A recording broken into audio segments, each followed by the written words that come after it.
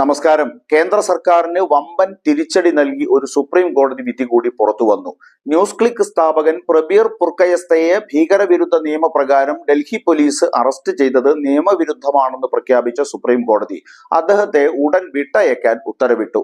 കേസിൽ റിമാൻഡ് റിപ്പോർട്ടിന്റെ പകർപ്പ് നൽകിയിട്ടില്ലെന്ന് പറഞ്ഞാണ് ജസ്റ്റിസുമാരായ BR ഗവായ്, സന്ദീപ് മേത്ത എന്നിവരുടെ ബെഞ്ച് റിലീസ് ഉത്തരവ് പുറപ്പെടുവിച്ചത്. റിമാൻഡ് റിപ്പോർട്ട് ഹാജരാക്കാത്തതിനാൽ അദ്ദേഹത്തിന്റെ അറസ്റ്റ് തന്നെ അസാധുവാണ് എന്നാണ് കോടതി വിലയിരുത്തിയത്.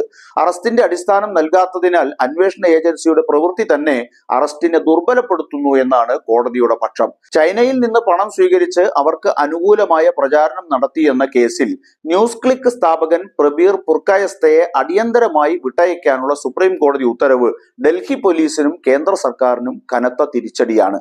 ന്യൂസ് ക്ലിക്ക് സ്ഥാപകനെ അഴിക്കുള്ളിലാക്കാൻ ഡൽഹി പോലീസ് കാണിച്ച തിടുക്കമാണ് സുപ്രീം കോടതി ഉത്തരവോടെ ചോദ്യം ചെയ്യപ്പെടുന്നത്.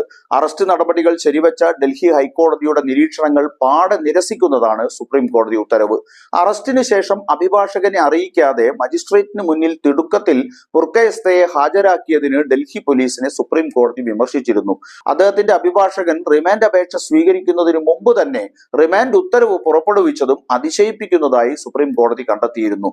ഒക്ടോബർ 3 അദ്ദേഹത്തെ അറസ്റ്റ് ചെയ്തതായും പിറ്റേന്ന് രാവിലെ 6 മജിസ്ട്രേറ്റിന് മുന്നിൽ ഹാജരാക്കിയതായും പുർക്കയസ്തയ്ക്ക് വേണ്ടി ഹാജരായ മുതിർന്ന അഭിഭാഷകൻ കപിൽ സിബൽ പറഞ്ഞു. നിയമസഹായ അഭിഭാഷകരും അഡീഷണൽ പബ്ലിക് പ്രോസിക്യൂട്ടറും മാത്രമാണ് അപ്പോൾ ഹാജരായത്.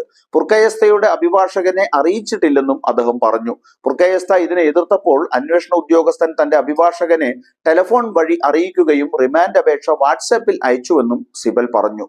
റിമാൻഡ് ഉത്തരവ് പുറപ്പെടുവിക്കുമ്പോൾ പുർക്കയസ്തയുടെ അഭിഭാഷകൻ ഹാജരാകണമെന്ന സ്വാഭാവിക നീതിയുടെ തത്വങ്ങൾ ലംഘിക്കപ്പെട്ടതായി കോടതി നിരീക്ഷിച്ചു.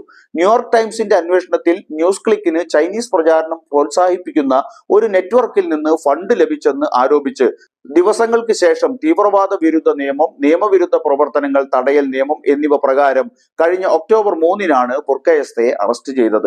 അനുബന്ധങ്ങൾ ഉൾപ്പെടെ 8000 പേജുകളുള്ള കുറ്റപത്രത്തിൽ ന്യൂസ് ക്ലിക്കും പുർക്കയസ്തയും തീവ്രവാദത്തിന് ധനസഹായം സ്വീകരിക്കുകയും ചൈനീസ് പ്രചാരണം പ്രോത്സാഹിപ്പിക്കുകയും ചെയ്തുവെന്ന് ഡൽഹി പോലീസ് കുറ്റപ്പെടുത്തി. മോദി ഭരണത്തിന് കീഴിൽ നടന്ന മാധ്യമ വേട്ടയായി കുപ്രസിദ്ധി നേടിയ ന്യൂസ് ക്ലിക്ക് കേസിൽ ഇപ്പോഴുണ്ടായ വിധി ഭരണകൂട ഭീകരതയെക്കുറിച്ചുള്ള ആക്ഷേപങ്ങളെയാകെ ശരിവെക്കുന്ന തരത്തിലുള്ളതാണ്. എതിർസ്വരം ഉയർത്തുന്നവരുടെ നാവരിയുന്ന അമിതാധികാര പ്രയോഗത്തിനെതിരെയാണ് ഇപ്പോൾ കോടതി ഉത്തരവ് വന്നിരിക്കുന്നത്. മോദി ഭരണം ഇന്ത്യൻ ജനാധിപത്യത്തിനും മാധ്യമ സ്വാതന്ത്ര്യത്തിനുമെതിരെ കൈക്കൊണ്ട ഒരു കിരാത നടപടി കൂടി പൊളിയുമ്പോൾ രാഷ്ട്രീയ വിവേകമുള്ള ജനതയുടെ പ്രതികരണം വോട്ടെടുപ്പിൽ പ്രതിഫലിക്കുമെന്നുറപ്പ്.